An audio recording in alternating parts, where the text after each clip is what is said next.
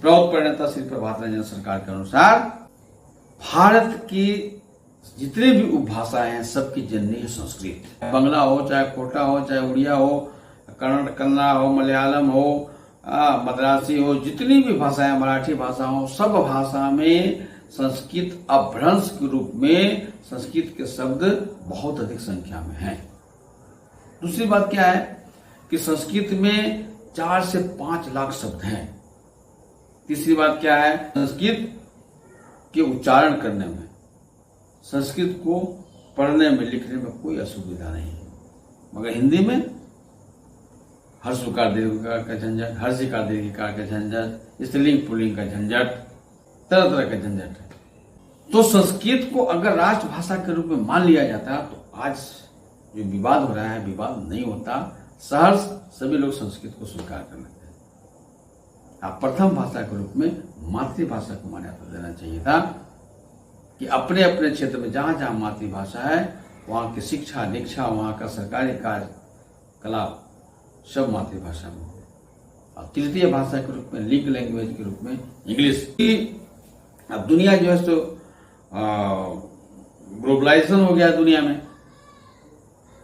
तो एक जगह से दूसरी जगह आना जाना तो होना ही है।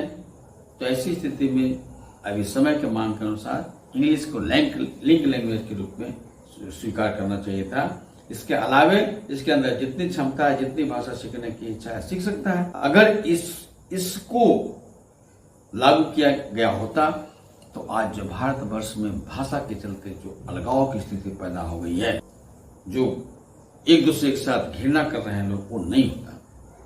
बंधुओं, भाषा के बारे में कहा जाता है कि जिस भाषा में जितने अधिक शब्द होते हैं उस भाषा के माध्यम से उतना ही अधिक गहराई से मनुष्य अपने भावों और विचारों को एक दूसरे तक पहुंचा सकता है।